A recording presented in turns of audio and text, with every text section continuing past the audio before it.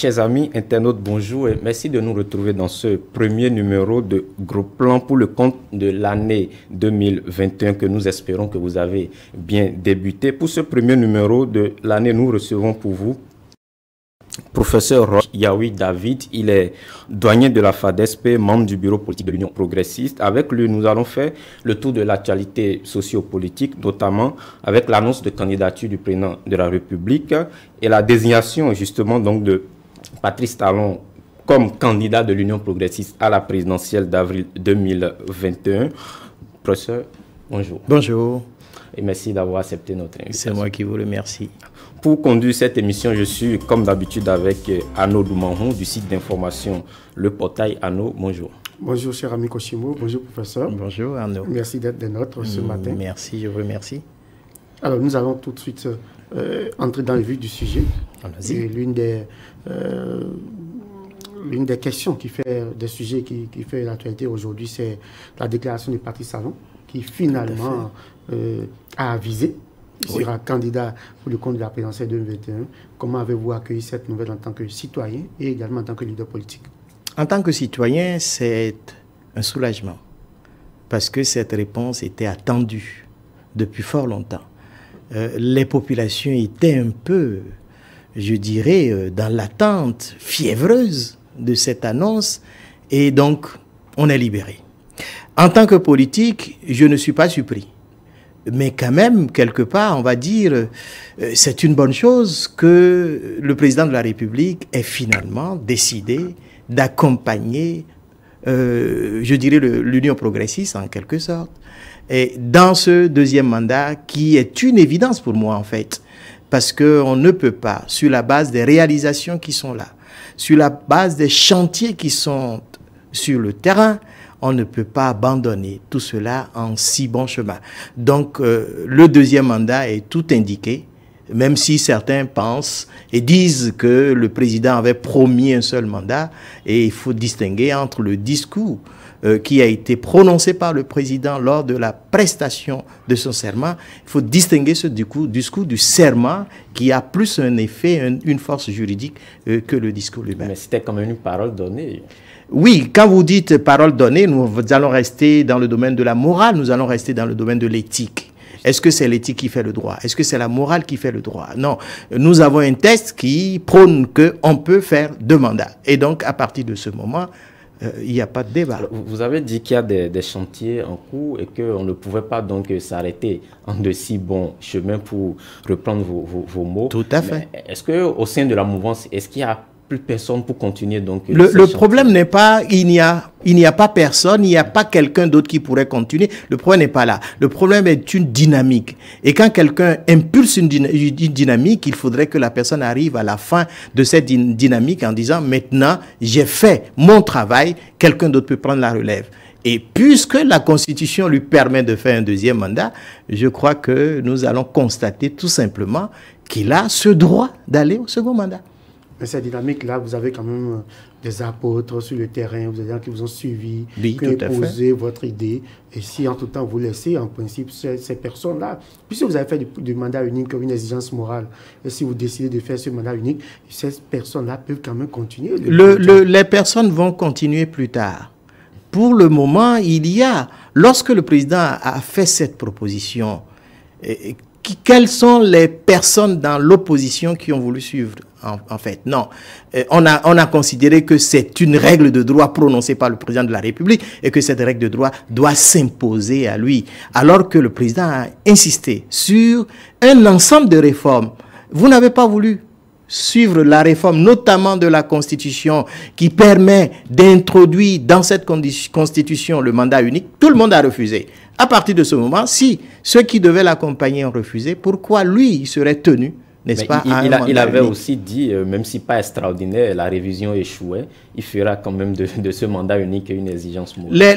L'environnement démontre le contraire parce que celui qui dit « je veux faire un mandat unique » doit avoir autour de lui des gens qui doivent l'accompagner. Si ces gens-là ont désisté à un moment donné, lui-même il revient sur sa parole. Ce n'est pas un débat. À la dernière révision, il avait quand même la possibilité d'insérer justement le mandat unique. Parce qu'il avait la majorité.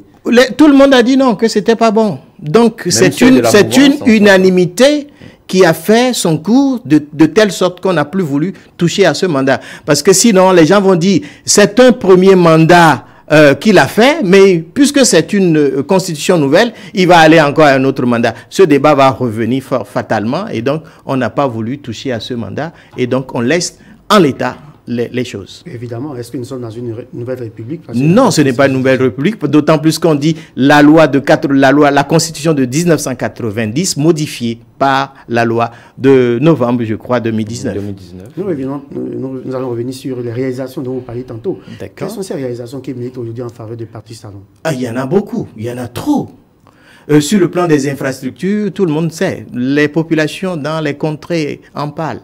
Donc, je ne reviendrai pas là-dessus. Les routes, c'est un peu ça. Sur le plan agricole, ce que l'on fait du coton, de l'anacarde et que sais-je encore, de l'ananas, c'est formidable. Sur le plan de la santé, vous avez l'Arche qui est un système qui est mis en place et qui va déployer davantage ses effets bientôt. Vous avez la construction de l'hôpital de référence, l'eau qui est accessible à tout le monde, et puis on a réussi sur le plan énergétique à avoir la distribution du courant. Mais curieusement, Patrice Talon n'a pas engagé de grands points en matière de lutte contre la pauvreté, parce que nous avons... Contre la pauvreté, contre le recul du taux de chômage par rapport aux données de l'INSAE. Vous avez constaté qu'il n'y a pas eu une grande évolution sous ce régime. Si vous attendez un miracle dans ce domaine, je vais vous arrêter, parce que c'est un problème quasiment mondial. Et la Covid est venue amplifier la difficulté. C'est une excuse. Ce n'est pas une excuse, ce n'est pas une excuse, c'est une réalité.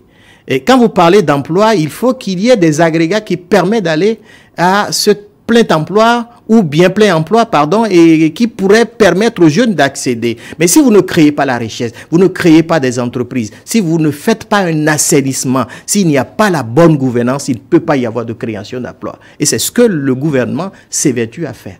Est-ce qu'on a élu Patrice Talon pour 5 ans juste pour assainir, ou est-ce qu'on l'a élu quand même pour un mieux-être des Béninois?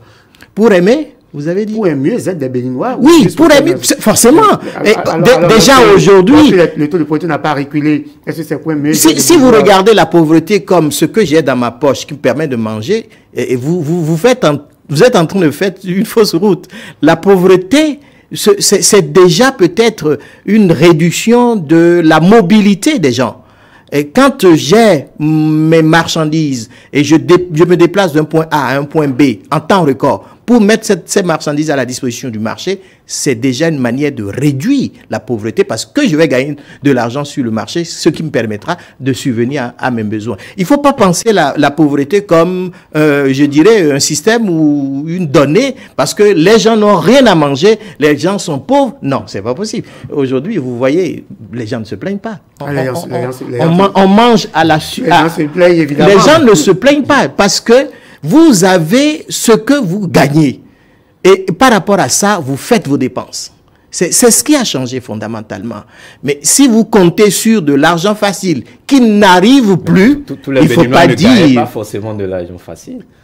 Oui, peut-être, on va dire. Mais c'est une chaîne, c'est une chaîne.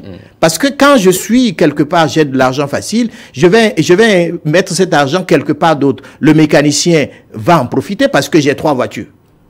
Vous voyez un peu, donc implicitement ou du moins de façon indirecte, ça profite également à certaines couches de la population.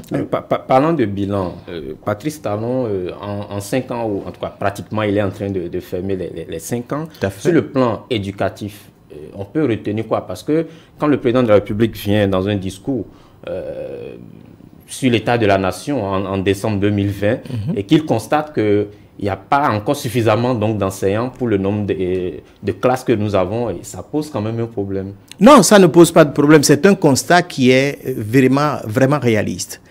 Quand on parle d'enseignants compétents, le président vise un peu les domaines dans lesquels il va y avoir je dirais, la mise à disposition de l'économie des personnes qui sont bien formées.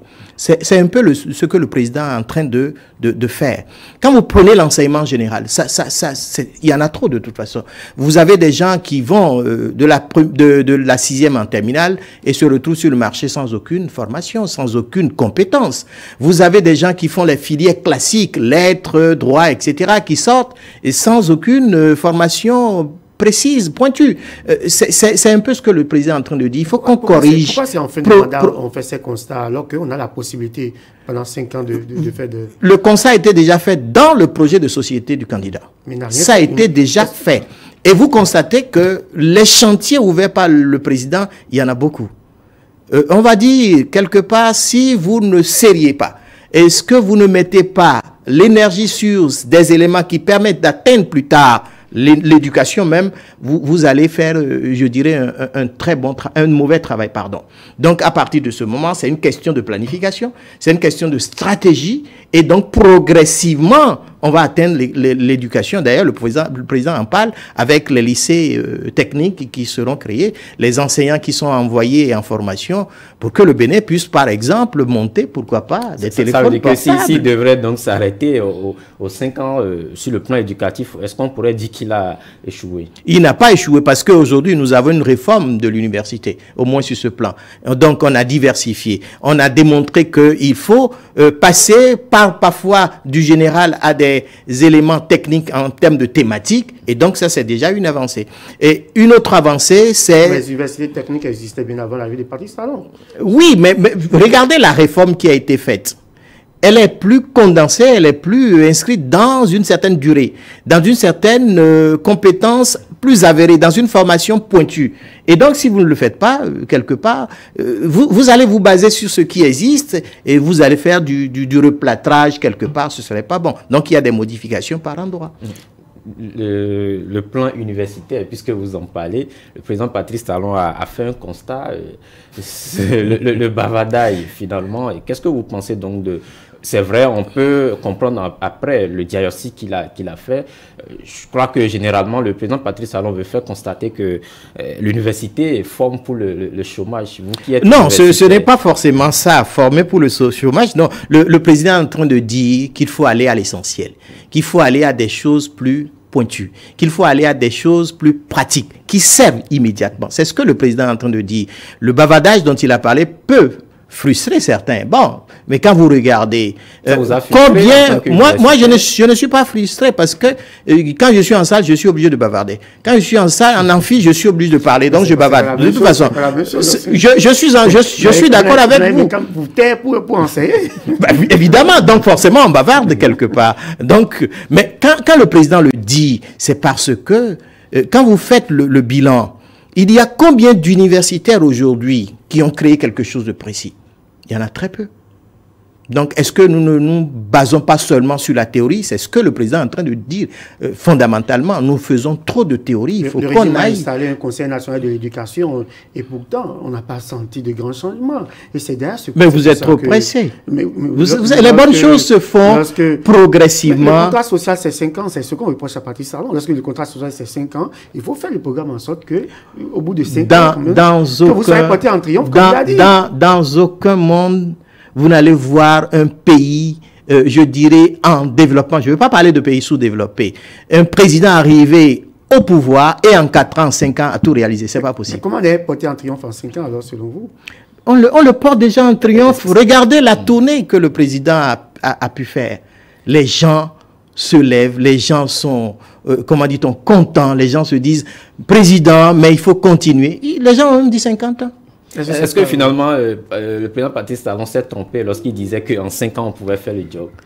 Il ne s'est pas trompé. Il avait la confiance que dans aucun monde, en 4 ans, en 5 ans, on peut faire développer. Vous savez, quand vous ne vous donnez pas, je dirais, en quelque sorte, un projet très, très, très haut, très fort, vous ne pouvez pas réaliser. Donc, lorsque vous projetez loin, vous êtes sûr d'arriver à un niveau. Donc, pour le président, c'était pas du bluff. Il le pensait réellement. Parce qu'il pensait que les gens allaient l'accompagner. Et ces gens qui allaient l'accompagner, c'est d'abord au niveau de l'Assemblée nationale. Vous avez vu le clivage qu'il y a eu tout de suite parce que certains se sont mis dans une dynamique de « Ah, nous sommes en train de perdre nos intérêts, donc il faut bloquer tout le processus ». Comment voulez-vous que le président arrive à réaliser, après avoir perdu 3 ans pour lutter et mettre en place un ensemble de réformes? Avant de parler de l'Assemblée nationale, mais vous êtes universitaire, cette réforme aujourd'hui qui passe à la nomination, est-ce que c'est... Nomination de qui? Nomination des doyens, oui, mais c'est pas une mauvaise chose. Mais les universités avaient voulu quand même une certaine indépendance et puis... On ne peut pas avoir d'indépendance à l'université. C'est pas un recul. C'est pas un recul, les gens ne comprennent pas. Vous savez, parfois on dit, quand on est dans une certaine habitude, on ne veut pas lâcher cette habitude parce qu'on est dans une certaine tradition. Les élections au niveau des... Je vous le dis parce que j'ai traversé l'Afrique. J'ai enseigné au Sénégal, j'ai enseigné en Côte d'Ivoire, j'ai enseigné au Mali. Et je sais ce qui se passe.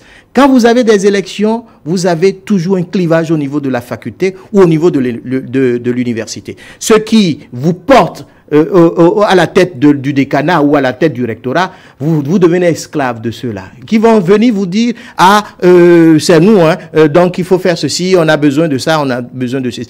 Et systématiquement, vous avez une mésentente qui s'instaure dans les facultés.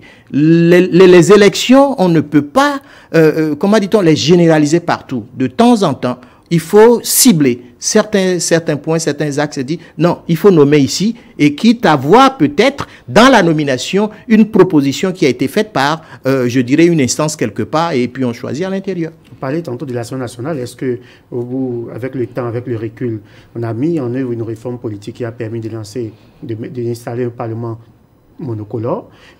C'est vous qui dites monocolore, c'est cette expression, cet adjectif. Non, il y a deux partis à l'Assemblée nationale. Est-ce que c'est interdit de soutenir la même personne? Ce n'est pas interdit. Nous sommes en train d'exprimer une certaine liberté, c'est un droit. Vous êtes juriste, vous savez que le Parlement, c'est la pluralité des opinions. Ce n'est pas un camp qui est représenté au Parlement. C'est ce que l'on aurait voulu. On peut ressentir une fierté avec le Parlement actuel. Parce que vous êtes en train de faire une comparaison dans le temps. Et donc, par rapport à cette comparaison, vous trouvez qu'il y a un recul. Non, si on avait eu ça au départ, un seul, d'ailleurs, avec le PRPB, qu'est-ce qui s'est passé? On n'avait qu'un seul parti. Justement, voilà. Nous avons combattu cela. Très bien. Alors, s'il y en a deux, ça veut dire que c'est déjà la pluralité. Non, mais les deux, c'est déjà le même parti divisé en deux. Le président de la République a dit, nous allons faire une réforme du système partisan. Voilà les conditions dans lesquelles nous allons réaliser cette réforme. Des gens se sont mis en retrait. Des partis se sont mis en retrait parce qu'ils ne veulent pas perdre leurs attributs. Le problème, c'est ça. Donc, quand vous refusez l'application de la règle de droit, qu'est-ce qu'on va avoir? Les seuls partis qui ont pu réaliser les textes, les conditions de la loi, ce sont ces partis qui se retrouvent à l'Assemblée nationale. Nous allons constater qu'il y en a deux. Et à partir de deux, c'est le pluriel. Il ne faut pas parler d'assemblée monocolore parce que ça n'existe dans aucun texte. Est-ce qu'il y a une opposition à l'Assemblée nationale aujourd'hui? C'est une opposition implicite, bien sûr, parce qu'il faut aller sur le terrain. Lors des communales, vous ne pouvez pas imaginer ce qui s'est passé entre l'Union... Mais ça, c'est la bataille politique. Évidemment, donc ça veut dire que... On voit un peu comment les choses se passent. Vous pensez qu'à l'Assemblée, vous pensez que... Non, pas du tout. Quand on explique les gens, quand les gens sont convaincus par rapport à un texte de loi, pourquoi vous allez refuser? On a vu comment est-ce que la Constitution a été révisée. Ce n'est pas en 24 heures. C'est tout un cheminement, toute une vous qui êtes juriste et tout, la loi fondamentale, la procédure d'urgence, qu'est-ce que vous en pensez? Oui, est-ce que c'est interdit? Vous allez me dire, non, ce n'est pas interdit. Est-ce que c'est... entendu des juristes qui sont encore de votre camp, de l'alternative citoyenne. Je ne refuse pas. Qui appelait quand même je ne refuse pas ce que vous êtes en train de dire, mais je veux vous amener quelque part. Est-ce que c'est interdit de suivre une procédure d'urgence? Non. Est-ce qu'on peut le faire lorsque les députés qui sont à l'Assemblée nationale acceptent le principe on peut y aller. Parce que l'Assemblée nationale a une certaine souveraineté. Nous parlons de la Constitution, nous ne parlons pas d'une loi ordinaire, nous parlons quand même de la Constitution qui est... Oui, mais qu'est-ce qui vous gêne dans la Constitution aujourd'hui? On a d'ailleurs la procédure. Un ancien président de la Cour constitutionnelle qui a dit que la procédure d'urgence n'est pas ce qui est vraiment indiqué pour réviser... Vous savez, en matière de droit, vous avez des interprétations. Nous avons ce qu'on appelle la controverse. Personne ne peut dire qu'elle a raison. Mais il y a des acteurs d'aujourd'hui qu'on a entendus hier qui disent le contraire. Mais des acteurs d'aujourd'hui qui ont dit hier par rapport à un environnement, ils ont sorti une argumentation. Des acteurs d'hier qui aujourd'hui disent autre chose par rapport à un environnement. Parce qu'aujourd'hui, ils sont de la mouvance? Non, pas forcément. L'environnement a changé. L'environnement bouge. Hier, c'était l'opposition. Et quand l'environnement bouge, vous êtes obligé de suivre cet environnement. Vous ne pouvez pas rester figé. Aujourd'hui, c'est Patrice Talon. Quand c'était Mercredi Rouge, qu'est-ce que Mercredi Rouge a pu faire? Mercredi Rouge a travaillé avec les gens pour accéder au pouvoir. Mais c'est ce que l'on demande à ceux qui sont là actuellement, qui se disent opposants, mais qu'ils travaillent dans le sens. Une révision non consensuelle, Mercredi Rouge a condamné. Vous savez, quand je reste au plan juridique et que je regarde les textes qui permettent d'avoir une révision constitutionnelle, il n'y a pas de difficulté à comprendre, à accepter les choses. Est-ce que ça peut se faire? Oui. Est-ce que de façon consensuelle, on aurait pu le faire? Le consensus n'est jamais une règle. Le consensus, et ce n'est même pas encore l'unanimité, le consensus. Encore que c'est la Cour constitutionnelle même qui a, dans l'une des décisions, a établi le consensus. Je vous parlais tantôt de controverse. Je vous parle également de revirement de jurisprudence. Je vous parle de contexte, d'environnement, donc rien n'est figé. D'ailleurs, vous savez ce que Lavoisier a dit. Rien ne se perd, rien ne se crée, tout se transforme. Tout se transforme au gré des intérêts? Pas forcément des intérêts. Si ce sont des intérêts généraux, je suis d'accord systématiquement avec vous. L'intérêt général, oui. Alors, Patrice Talon demande un second mandat de plus pour pouvoir parfaire ces réalisations dont vous avez parlé tout à l'heure. Il a fait cette annonce hier, oui, à la clôture donc, de la tournée nationale qu'il a débutée depuis le 12 novembre. Vous avez donné tout à l'heure votre impression par rapport à ça. Hier, samedi, on a vu également votre parti politique qui s'est réuni et qui... mais avant donc cette réunion, on a vu un communiqué qui invitait donc les militants à proposer donc des candidats. Tout à l'heure, vous avez dit que vous n'avez pas été surpris par l'annonce du chef de l'État. Est-ce que finalement, ce communiqué de l'UP, est-ce qu'on peut appeler ça un semblant donc de vouloir avoir un candidat à l'interne? Parce qu'on sait là où on va, mais quand même... Même quand vous savez là où vous devez aller, vous avez la procédure. Donc, vous respectez la procédure alors que vous savez le résultat. Non, pas pour la forme, parce que quand vous dites il y a des règles à respecter, moi je suis juriste encore une fois, je suis obligé d'en parler. Quand il y a des règles, pour ne pas frustrer les gens, vous êtes dans un parti politique, vous voulez imposer une volonté, donc on va dire la démocratie n'existe pas dans ce parti politique. Donc les gens s'expriment d'abord. Et quand on voit l'unanimité par rapport aux desiderata, on choisit, on détermine le point commun. Donc, c'est normal que le parti fasse cette procédure, mette en place cette procédure, et ensuite, dans un congrès extraordinaire, dégage ce qui a été retenu d'un commun accord. Pourquoi le parti a pris autant de temps pour finalement on dit la même chose que son parti son frère siamois, le BR. Mais je ne vois pas ce qui gêne. Si on fait bien les choses dans le temps, on prend son temps pour analyser, on prend son temps pour, je dirais, servir quelque chose d'extraordinaire, mais pourquoi se presser? On ne se presse pas. Toujours est-il qu'aujourd'hui, le BR vous a dévancé. Ce n'est pas une course. Ce n'est pas une course. Comment est-ce que ça va se passer? Vous pensez que Patrice Talon va se rabattre sur l'UP ou il reste avec le BR? Ça, là, ce n'est pas un débat. Un candidat qui est porté par des partis, ce ne sera pas le seul parti, les seuls partis, j'allais dire. D'autres partis vont bientôt se prononcer. Et d'autres partis également vont choisir leur candidat. Mais l'UP risque de jouer le second rôle dans ce film-là. Pourquoi second rôle? Justement parce que vous venez faire votre désignation. Je vous ai dit tout à l'heure que ce n'est pas une question de course contre la montre. Mais des indiscrétions, le chef d'État donne des instructions pour que, ensemble, qu'il faut une concertation avec le BR pour le poste de vice-président. Est-ce que les partis sont aussi indépendants que ceux-là? Mais quelle est votre préoccupation quand vous cherchez cette indépendance? Cherchez d'abord le fonctionnement des partis politiques. Cherchez le fonctionnement des partis politiques. Et vous allez comprendre comment ça s'organise à l'intérieur. Et quand vous parlez d'indépendance, l'UP est indépendant du BR. Mais est-ce que c'est interdit à un moment donné que deux partis s'entendent pour dire « nous allons ensemble vers un objectif » ?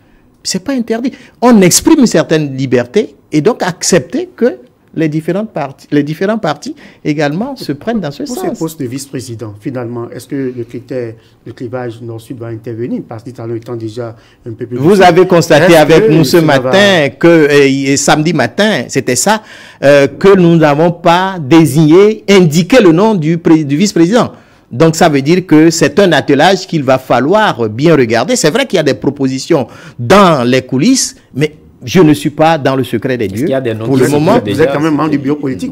N'empêche, je ne suis pas dans le secret des dieux parce que vous avez plusieurs noms et il faudrait qu'à un moment donné, un nom sorte. Vous avez des ambitions? Oui, quels sont ces noms? Personnellement, j'ai des ambitions pour l'université.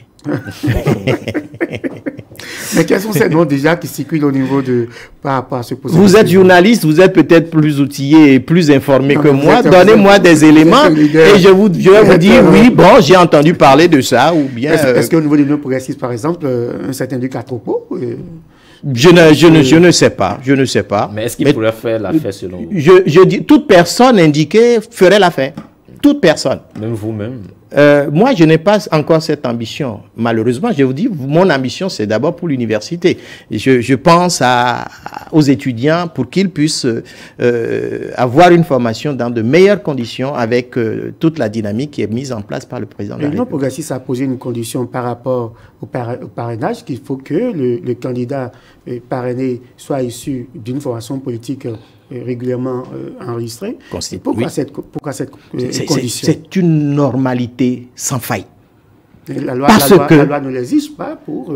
Oui, mais vous ne pouvez pas refuser à un parti politique de décider comment on va accueillir quelqu'un qui vient à soi, qui demande un parrainage. Vous savez qu'on aura forcément des candidats indépendants. Les candidats ne l'a pas exclu d'ailleurs. Les candidats indépendants peuvent se déclarer à la candidature, c'est pas interdit. Mais n'auront pas donc le parrainage de l'UP. Voilà le choix que l'UP a fait. Parce que l'UP dit, nous voulons aller dans une réforme du système partisan. Donc on veut éviter que des candidats indépendants viennent pour dire, voilà. Mais d'ailleurs le président, enfin de façon globale, on a dit, si vous voulez être parti politique, voilà les conditions. Alors, si vous avez un parti politique et vous êtes incapable de dégager un candidat, il y a quand même problème.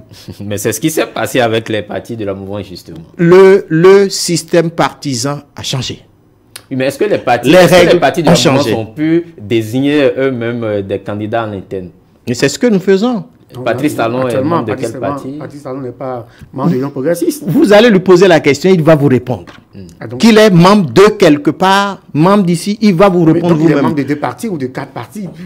Dans les textes, quand vous prenez la charte des partis politiques, on ne peut pas être membre de 2 partis. Mais justement, alors, donc, vous comprenez donc que Patrice Talon n'est pas... Laissez-lui le choix de dire « je suis membre de tel parti ». On ne peut pas, préjuger de sa liberté, de son droit. Est-ce que c'est à la veille de la présidentielle qu'il faut le faire? Patrice Talon ne se préoccupe pas de cette question. Ce n'est pas une question préoccupante pour lui. Et il aura forcément le parrainage de l'UP. Voilà que l'UP demande donc à ses élus de ne pas parrainer des candidats qui ne sont pas... C'est ce que je suis en train de vous dire justement. Parce que le président va considérer qu'il est membre d'un certain parti. Et c'est lui-même qui va vous le dire. Vous aurez l'occasion de l'interviewer, il va vous préciser là-dessus. Il va préciser donc son parti et aura les parrains de ce parti. Ce que le parti UP a dit n'a rien à voir avec le président lui-même, encore une fois, par rapport à son appartenance ou à son adhésion à un parti. C'est l'UP qui décide de dire Si quelqu'un veut avoir le parrainage chez nous, il doit faire partie d'un parti politique. Mais ça n'a rien à voir avec le président lui-même en tant que tel. Donc, si nous risquons de faire des acrobaties... Par rapport à l'environnement actuel, où on tire dans tous les sens par rapport au parrainage, on demande au monde de sauter ce verrou, que l'UP vienne en rajouter. Non, l'UP n'en rajoute pas. L'UP n'en rajoute pas. C'est de nature à décrypter l'actualité politique. L'UP n'en rajoute pas. Et regardez un peu. Si vous avez refusé de suivre les conditions d'accès à une existence juridique de votre parti politique, mais vous ne pouvez pas demander un parrainage à l'UP. Ça n'a pas de sens. Est-ce que c'était un refus? Il y a eu des partis politiques qui ont fait des démarches, mais qui ont eu leur récépissé, définitivement. Il y a d'autres qui n'ont jamais eu. Il y a le cas de l'USL. Mais l'USL, le cas de l'USL, on dit à l'USL, voilà ce qui vous bloque. Mais ils ne veulent pas corriger. On a parlé du président d'honneur, mais qui avait quand même présenté un casier judiciaire qui était vierge. Les choses se sont... je dirais, plus ou moins compliqué pour lui. Mais pourquoi est-ce que l'USL ne peut pas faire preuve d'humilité, changer les éléments sur lesquels on est tout simplement. Mais ça ne l'empêche pas, en tant que président d'honneur, d'appartenir à ce parti.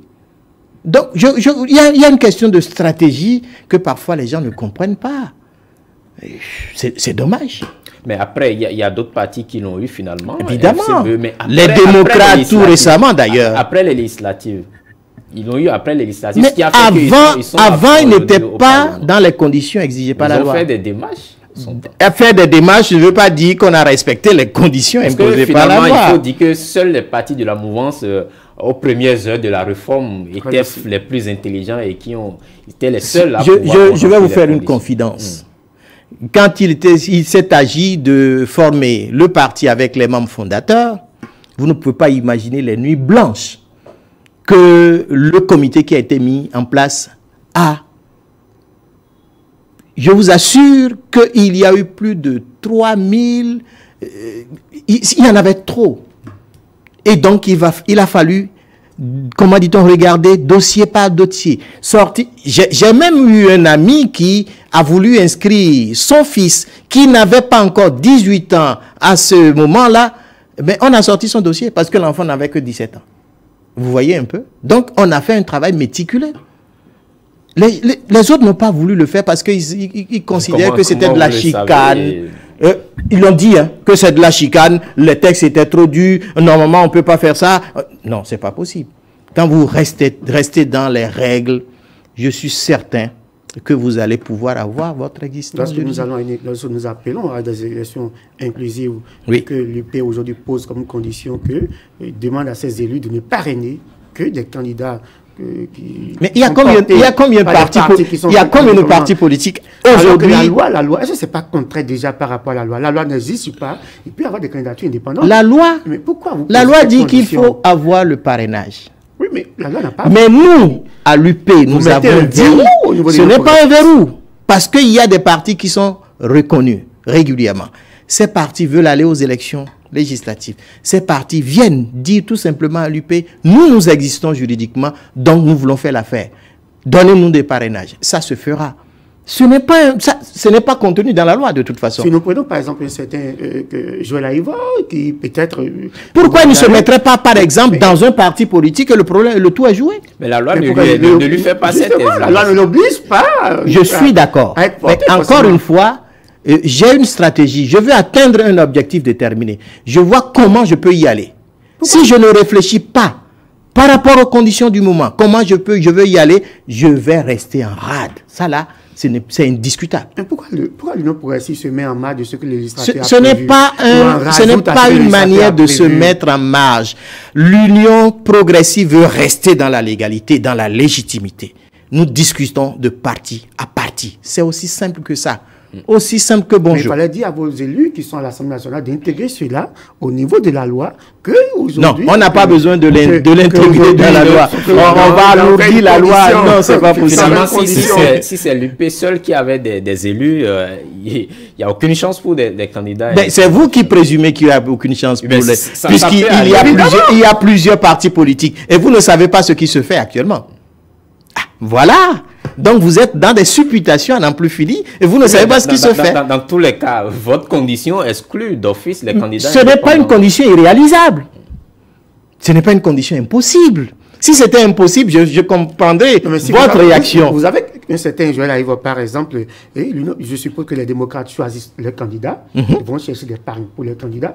Il ne peut pas au même moment porter la candidature de Joël Aïvo. Joël Aïvo viendra vers vous pour négocier des parrainages, mais vous exigez qu'il appartienne, qu'il soit porté forcément par un parti politique. Est-ce que ce n'est pas un blocage? J'ai parlé d'environnement qui a changé. Donc n'oublions pas ça. Le système partisan veut mettre les partis politiques au cœur de la vie politique, pas les individus. Parce qu'avec les individus, demain, ça peut casser. Il fallait le dire clairement dans la loi. On n'a pas besoin de l'introduire dans la loi. Le système partisan est une conséquence de ce qu'on est en train de dire. Ou bien, on réfléchit, on analyse et on tire toutes les conséquences, ou bien on ne le fait pas, on fait de la chicane, on fait quelque part de la violence, de la pression, et puis voilà. La réforme devrait aboutir au fait que désormais qu'on ait des présidents de la République portés ou membres donc des partis politiques, comme vous l'avez dit. Tout à fait. Mais consciemment ou inconsciemment, je ne sais pas, on a laissé quand même cette ouverture-là de ne pas préciser clairement que pour être candidat au poste donc de président de la République, il faut être forcément membre d'un parti politique. Il y a une conséquence simple. Si vous voulez aller aux élections politiques, je vais dire politique en globalité, vous ne pouvez pas faire cavalier seul. Si vous voulez participer à la vie politique, les instances dans lesquelles il y a une organisation de cette vie politique, ce sont les partis politiques. À partir de ce moment, je ne reste pas en rade parce qu'il y a des élections présidentielles en vue, je sors du néant et ensuite je fais du tapage. Il faut quand même démontrer au sein du parti politique qu'on est une force, qu'on peut organiser, qu'on peut, etc., etc. C'est ce que l'on demande tout simplement. C'est cette décision de l'UP vise un candidat. Non, les décisions un potentiel candidat. Non, c'est ce que je suis en train de vous dire. Par stratégie, le candidat qui se dit individuel aujourd'hui peut aller vers un parti politique. Et donc, il fait adhésion à ces partis politiques qui le portent. C'est aussi simple que ça. D'autant plus que quand il ira, ce candidat indépendant, s'il advient qu'il se retrouve sur la liste, il va faire campagne avec qui? Avec des partis politiques.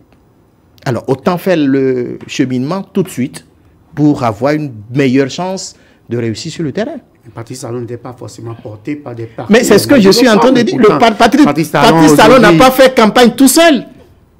À l'époque, en 2016, est-ce qu'il était membre d'un parti politique? Le texte n'avait rien prévu, comme aujourd'hui d'ailleurs. Et les partis politiques à l'époque n'avaient rien dit également, sauf que il ne faut pas oublier cet agglomérat de partis politiques qu'on a créé pour prendre Zissou, par exemple. Est-ce qu'on pouvait refuser? Mais ils sont allés, Zissou est allé vers ceux-là.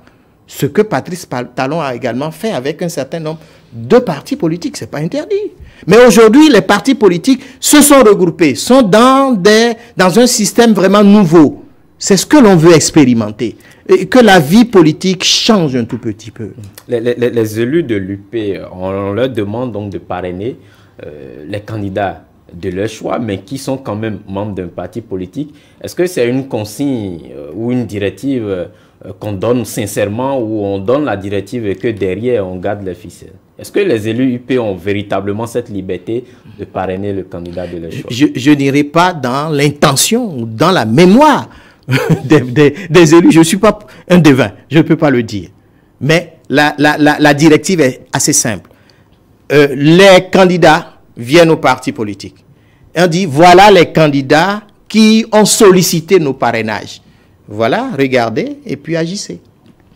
Le parrainage, puisqu'on en parle, on va à présent donc aborder cette décision qui a surpris plus d'un de la Cour constitutionnelle, qui s'est déclarée incompétente. Donc, il y a eu 3 requêtes qui demandaient donc la suppression ou qui demandaient donc à la Cour de constater l'inapplicabilité de cette disposition justement de la loi. Alors la décision, elle vous a surprise aussi ou vous entendiez à ça? Non, moi je ne suis pas du tout surpris. En tant que juriste, je suis toujours droit dans mes bottes parce que je prends les décisions au cas par cas. Et je prends les décisions par rapport à un environnement juridique et social donné. Et je prends les décisions comme une décision qui a été rendue par un juge qui dit le droit. À partir de ce moment, il ne faut pas croire que quand on saisit un juge, notamment en l'espèce le juge constitutionnel, qu'on doit forcément avoir gain de cause. Ça n'existe dans aucun pays. On peut perdre comme on peut gagner. Et le juge a un pouvoir d'appréciation. Et ce pouvoir d'appréciation, on ne peut pas le lui arracher. Quand le juge se rend compte qu'il n'a pas de pouvoir pour juger, pour décider, soit le juge dit « je suis incompétent », ou bien il dit « il y a une fin de non-recevoir ». Nous allons rentrer peut-être dans des éléments techniques, je vais laisser. Et donc, on demande au juge de constater que la prorogation du mandat du président de la République, que les dispositions qui consacrent, je dirais, cette prorogation, que ce sont des dispositions qu'il ne faut pas appliquer. D'accord. Si on ne les applique pas, on va faire quoi? On va retourner à la Constitution de 90, mais qui a priori n'existe plus. Dans sa structure de base originelle, ça n'existe plus. Donc ça veut dire qu'on sera dans un vide quelque part. Or, la Constitution a prévu une disposition quelque part et qui dit que pour les élections présidentielles à venir, on va appliquer directement le texte. Donc, droit transitoire quelque part. On dit non, rétroactivité, la non-rétroactivité parce qu'on ne peut pas toucher à ce mandat parce que la loi, elle est d'application immédiate. Je dis, je suis d'accord avec vous. Si vous dites la loi, elle est d'application immédiate, mais il faut savoir que le législateur, dans le droit de façon globale, il peut y avoir des dispositions rétroactives expressément. Il peut y avoir des dispositions rétroactives parce que le texte lui-même a une certaine nature ou a un certain caractère. J'ai entendu quelqu'un dire que la seule loi rétroactive, comment dit-on, dans le droit, ce sont les lois pénales plus douces. C'est une insuffisance, j'en passe. Bref, les dispositions qui touchent à l'élection présidentielle doivent être considérées comme des dispositions inscrites dans le droit transitoire et qui permettent de parler d'une rétroactivité parce qu'on l'a voulu. Et c'est le constituant lui-même qui en a décidé ainsi. Prononcez-vous peut-être sur la procédure d'urgence dont vous parlez tout à l'heure, c'est peut-être ce qui gêne. Ce qui gêne, c'est parce qu'on dit c'est une assemblée monocolore. C'est ça qui gêne. Évidemment. Alors, on ne peut pas retourner à la base pour venir contester ce qui est fait. Je dirais en aval. La loi doit prévoir, en tout cas, des dispositifs qui rétroactifs. Il faut quand même qu'à ce moment-là, pour ce qui concerne comme la Constitution, qu'il y ait un consensus. C'est ce que je suis en train de vous dire. Lorsque cela a fait défaut, c'est normal que d'autres viennent dire aujourd'hui, mais non. Le consensus. Parce que Talon a prêté serment sur la Constitution de 90, et donc son mandat prend fin sur la base de ça, c'est une interprétation. Je vous concède cette interprétation. Mais acceptez qu'il y ait d'autres interprétations. Parce que le droit, c'est une science, c'est une discipline qui bouge énormément. C'est une discipline vivante. Et donc, on ne peut pas s'accrocher à une seule interprétation et considérer qu'on a raison. La loi a prévu, la Constitution a prévu que pour les élections présidentielles, on va directement aux dispositions qui sont là. Et pour les députés, on attendra comment dit-on, 2023, etc. Qu'est-ce qu'on fait de ces dispositions? Si ça gêne, il faut dire que c'est parce que l'Assemblée, vous le qualifiez de monocolore, vous la qualifiez de monocolore, ou bien il faut dire que c'est parce que la procédure qui a permis de réviser la Constitution gêne. Et c'est pour cela, d'ailleurs, vous parlez de consensus. Le consensus, c'est quoi? Le consensus, ce n'est pas l'unanimité. Et en matière politique, il faut faire très attention. On ne peut pas être en train de dire nous sommes en politique et tout le monde va dire la même chose. On va aller dans le même, avoir le même regard. C'est pas toujours évident. Oui, mais en matière politique, les hommes politiques d'une même coloration politique se mettent ensemble et mettent des choses dans la Constitution. Et puis après, les autres découvrent qu'ils ont prolongé le mandat. C'est pourquoi la Constitution est de nature politique. La Constitution est de nature politique d'abord. Est-ce que vous avez vu tout un peuple se lever et dire nous voulons une Constitution aujourd'hui? Jamais, ça n'existe. Les gens vont se mettre forcément en comité quelque part à un moment donné, et cet organe, c'est cet organe qui va réfléchir. Pas les gens de la même coloration, comme nous avons eu, comme là, ce qui s'est passé en 2019. Quand vous parlez de même coloration, il ne faut pas oublier, les gens qui n'ont pas voulu venir à l'Assemblée nationale, parce que ces gens n'ont pas voulu se mettre en règle vis-à-vis de la loi, la charte des partis politiques. Mais aujourd'hui, qu'est-ce qui empêche, par exemple, qu'on organise les élections un peu plus tôt et que un autre président prête ses mains et que Baptiste Talon... Non, vous n'avez pas compris pourquoi on doit le faire. Parce qu'on veut régler la question des élections générales. Il faut que ça soit à date fixe.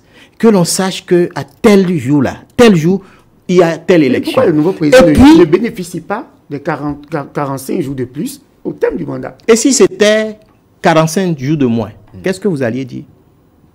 Nous ne sommes pas encore dans ce cas. Ah voilà, donc il faut penser les deux hypothèses. 45 jours de plus. Parce que c'est un plus, on considère que c'est pas bon. Si c'était moins, personne n'aurait parlé.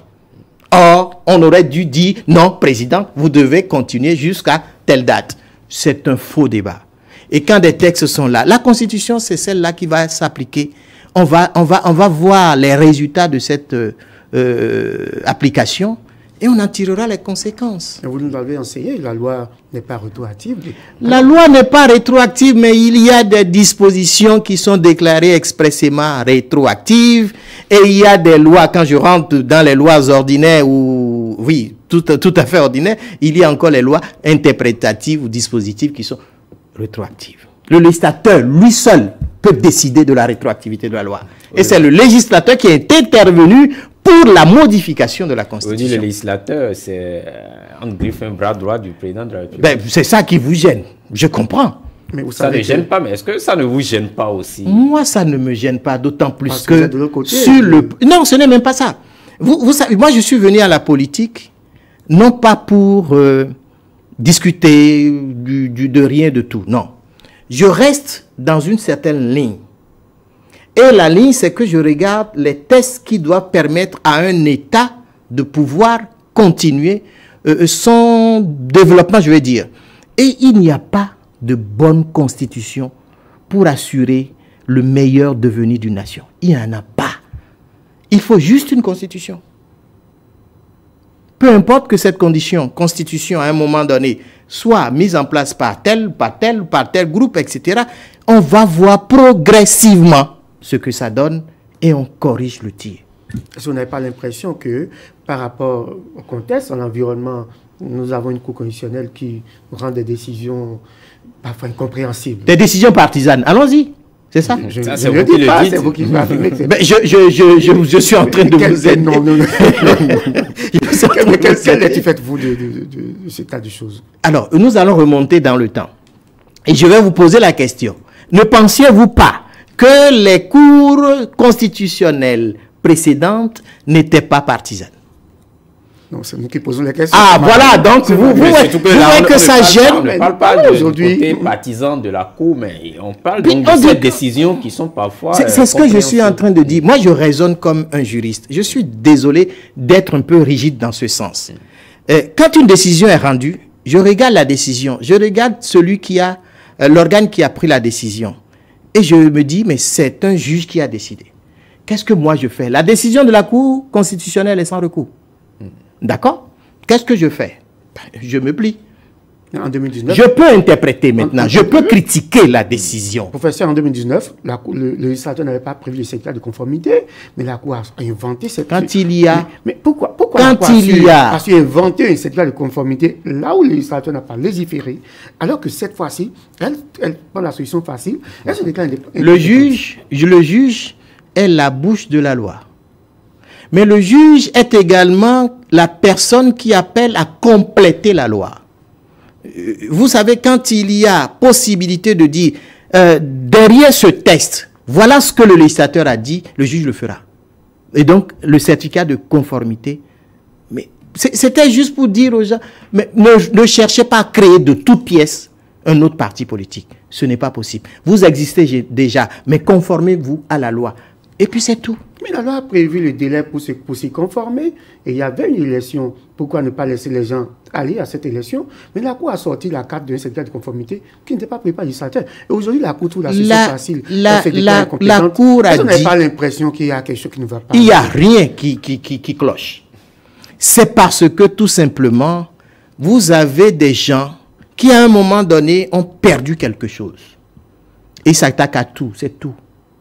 Le problème, ce ne sont pas les textes, ce sont les hommes. Quand vous avez un texte de loi qui prescrit une condition, mettez-vous dans la condition. Et ensuite, allez vous battre.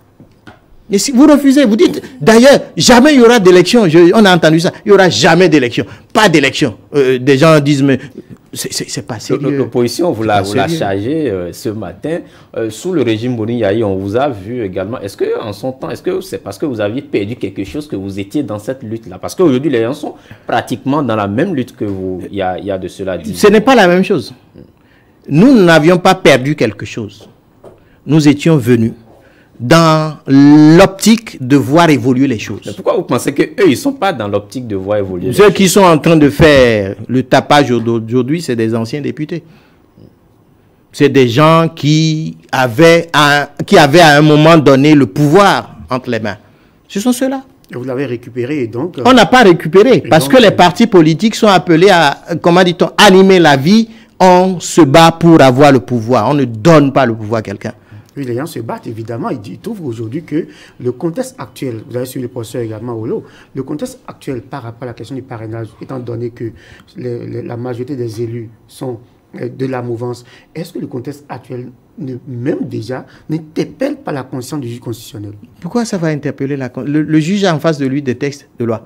En 2019, le juge avait en face un texte de loi. On a vu ce qui s'est passé. Sorti un certificat de conformité qui nous a enlisé. Mais c'est ce que je suis en train de vous dire. Le juge ne se tait pas lorsque, derrière un texte, il trouve la possibilité, il trouve d'ailleurs l'obligation de donner le sens, l'esprit du texte. Oui, mais aujourd'hui, derrière ce texte-là, est-ce que le juge ne trouve pas par rapport au contexte qu'il faut quand même donner un sens? Le parrainage n'est pas une nouveauté en Afrique.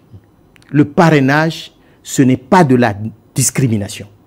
Le parrainage, c'est un filtrage. Nous parlons du contexte aujourd'hui. Le contexte amène forcément aujourd'hui à considérer que le parrainage est un chemin qu'il faut suivre. Tout simplement. Vous voyez, par exemple, l'Union progressive, vous posez des conditions déjà. Parce que vous êtes... oui, justement. C'est ça le parrainage, le contexte aujourd'hui. Mais on n'a jamais dit à l'UP...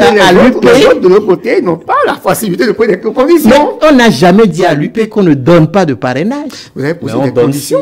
On donne le parrainage à des gens qui sont dans une dynamique.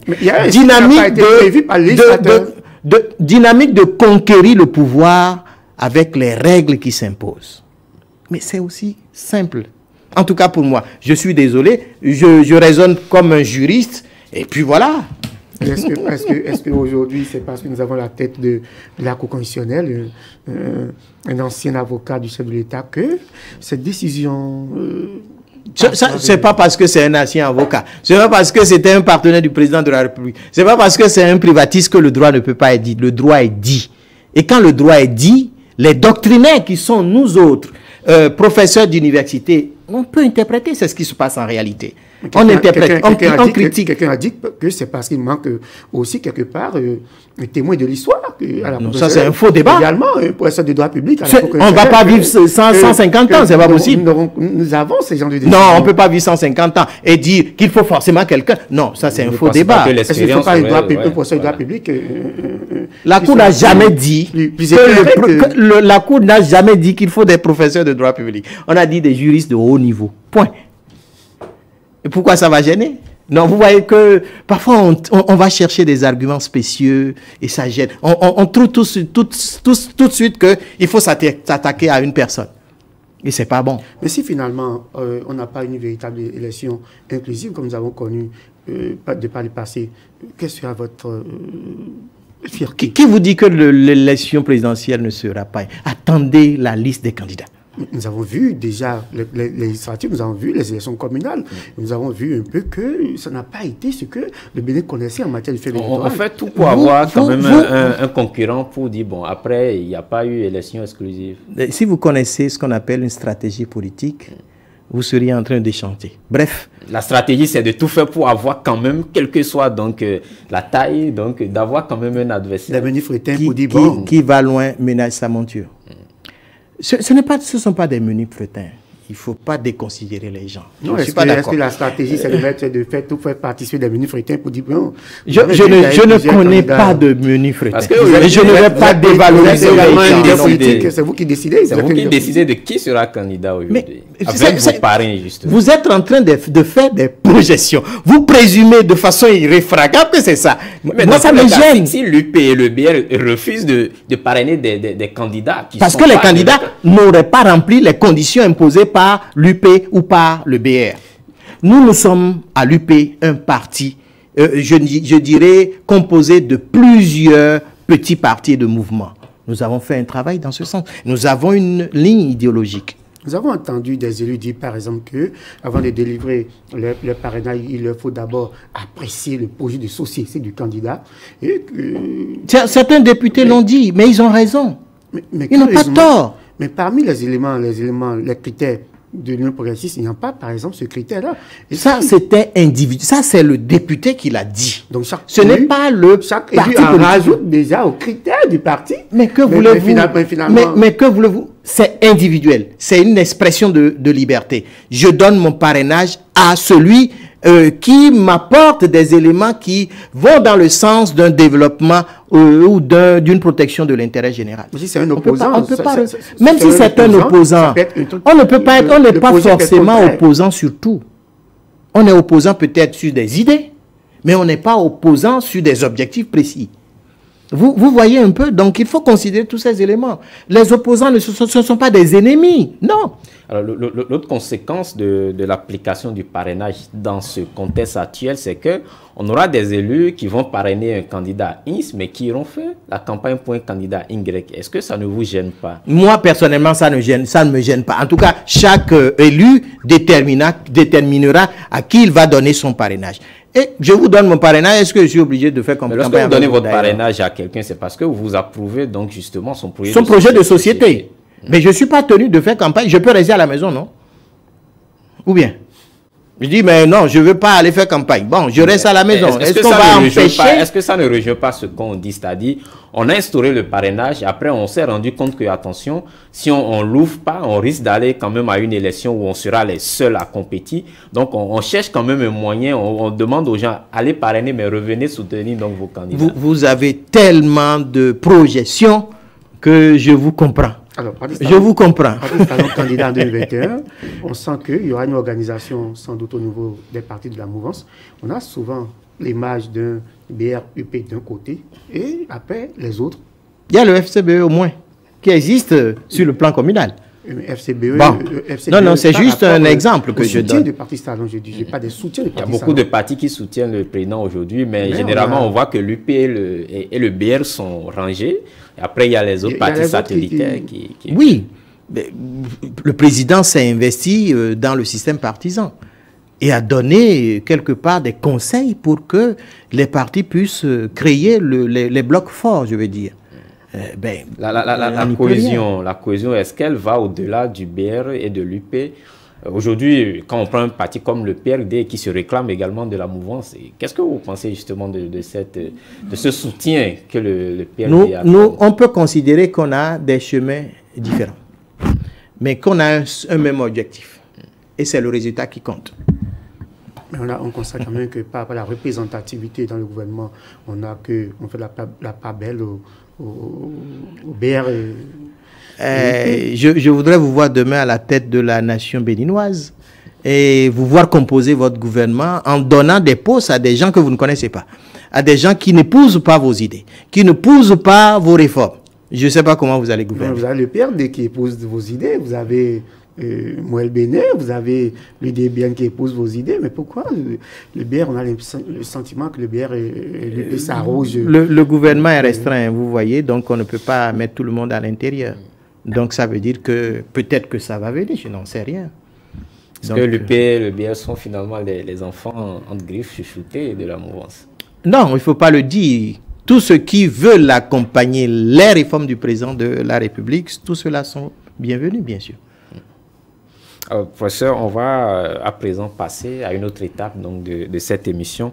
On va permettre donc aux internautes de mieux vous connaître, au-delà donc de vos activités politiques, au-delà donc de vos activités professionnelles à l'université. Beaucoup ne vous connaissent pas certainement. On va leur permettre quand même de découvrir donc qui est Roch Inyahoui et David.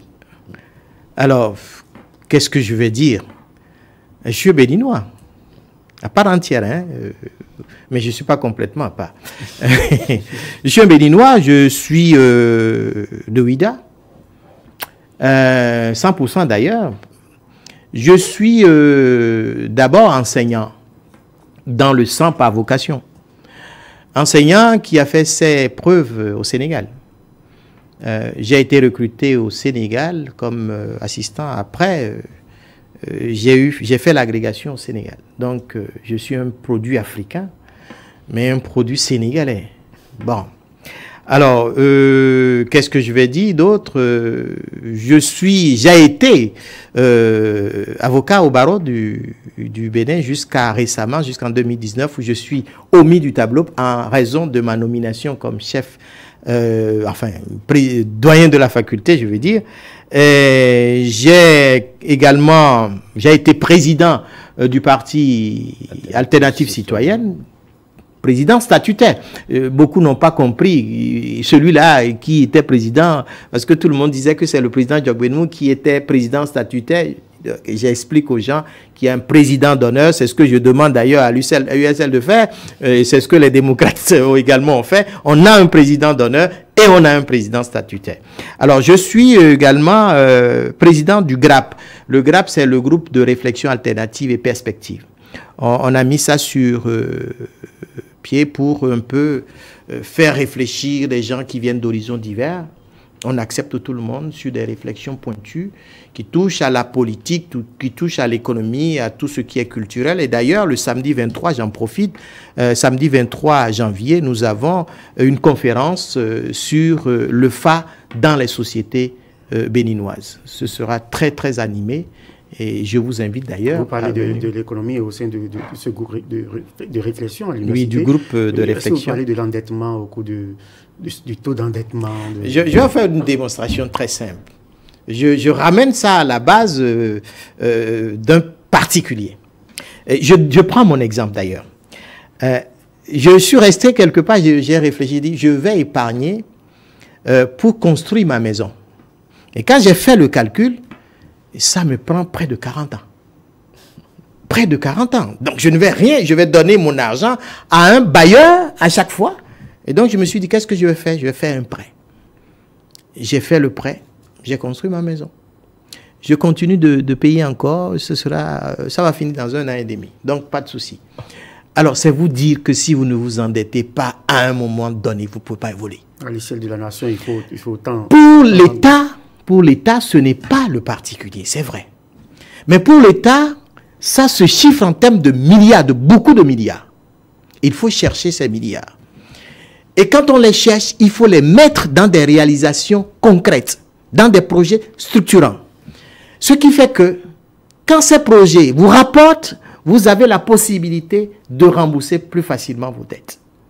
C'est parce que nous avons un président de la République qui comprend très bien le système, le phénomène, que nous autres, habitués à compter sur nos pauvres épargnes, nous n'arrivons pas à comprendre un instant qu'un État soit amené à s'endetter pour l'intérêt général et réaliser le développement de la nation. S'il vous arrive d'aller à Ouida, de passer, je ne sais pas, un peu de temps à la plage de Ouida ou en famille, comment cela se passe généralement avec vous?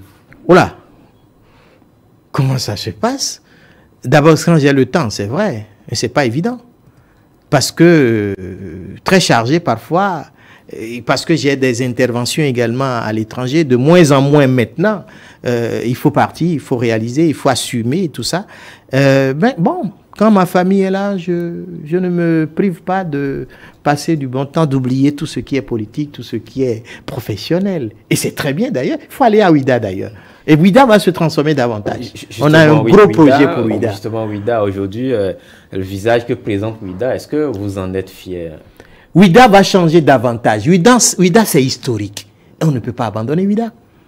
Vous regardez Ouida et Gorée au Sénégal, mais attendez, vous allez à Gorée, il n'y a rien. Il n'y a que des bâtiments, on va vous dire, oui, les esclaves ont transité par ici, c'est une île et puis ça s'arrête là. Alors qu'à Ouida, c'est vrai que c'est la première porte. C'est pratiquement la même chose aujourd'hui. Vous allez voir des choses à Ouida.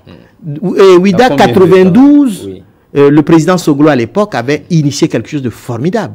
Mais on n'a pas suivi. Parce que pour certains, le culturel, ce n'est pas intéressant. Mais vous allez voir ce que l'on va faire à Ouida. Ce que le gouvernement va faire à Ouida. Le pôle touristique est un pôle de développement très fort. Et je suis certain que beaucoup de gens vont changer de critique. Lorsque... En tant que leader politique, quelle est cette figure politique du Bénin que vous admirez? Figure politique que j'admire au Bénin. Qui vous inspire? Le président Amoussou m'a beaucoup inspiré. Beaucoup inspiré. À part lui, je ne vois pas. Il y a des présidents de la République qui n'étaient pas forcément des leaders politiques. Parce qu'ils sont arrivés un peu avec un système que vous avez décrié tout à l'heure ou que vous avez dépeint tout à l'heure. Le président Soglo, à un moment donné, oui, on s'est dit, voilà quelqu'un qui a compris. Quelqu'un qui veut le développement de la nation. Quelqu'un qui a des idées qui va réformer. Mais vous savez, avec notre mentalité, on a tout fait pour lui éviter le deuxième mandat. Et c'est ce que les gens sont en train de penser. Encore faire. C'est pas possible. L'histoire ne peut pas se répéter. Et ça ne se répétera pas. Alors, quel est le plat préféré du professeur Orion? Oui. Ah, je mange beaucoup de riz parce que j'ai fait pendant longtemps au Sénégal, j'ai été habitué à manger beaucoup de riz.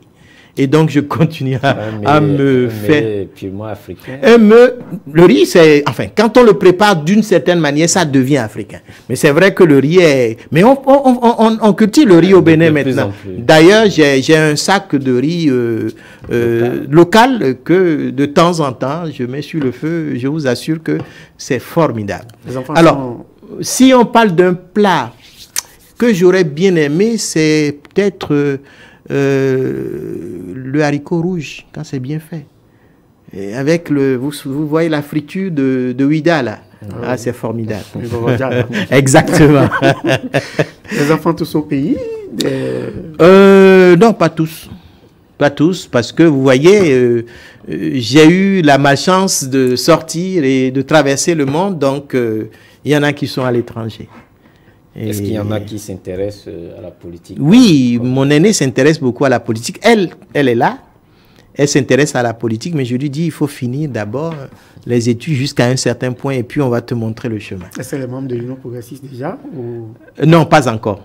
Nulle part inscrite. Aux activités? Oui, c'est quand je l'amène. Sinon, de son propre... par sa propre décision, elle n'a pas le temps parce qu'elle doit s'occuper de ses études pour le moment. Parfait. Alors, professeur Roch Yaoui David, merci, d'avoir répondu à notre invitation. Nous allons finir l'émission, mais avant, on va vous laisser justement conclure à votre niveau. Alors, conclure à mon niveau, c'est demander aux uns aux autres de ramener un peu, je dirais, le bon sens. Le bon sens pour ce pays. Le bon sens pour le Bénin. On n'a aucun intérêt à brûler le Bénin qui nous appartient à tous. Mais nous devons nous dire que tout ce qui se fait comme réforme, c'est dans l'intérêt de la population. Et à partir de ce moment, ceux qui sont pressés de venir au pouvoir peuvent rétrograder momentanément. Parce que tout le monde ne peut pas être président de la République. Donc il y a même des... je dirais, je ne peux pas de vision, mais ce sont des projets parfois chimériques pour certains. Mais bon, comme c'est la liberté, allons-y. Mais pour moi, l'essentiel, c'est restons ensemble, comprenons les choses ensemble, ayons le bon sens et puis allons dans ce Bénin qui a amorcé un développement fulgurant. Chers amis internautes, merci de nous avoir suivis. Nous avons reçu pour vous professeur Roch Yaoui David. Avec lui, nous avons fait le tour de l'actualité politique. Nous avons parlé de l'annonce de candidature du président Patrice Talon. Nous avons parlé également de la désignation de Patrice Talon comme candidat de l'UP. Les dernières décisions de la Cour constitutionnelle qui font polémique. Le professeur s'est également prononcé sur ces décisions-là. Une fois encore, merci d'avoir été là et à dimanche prochain.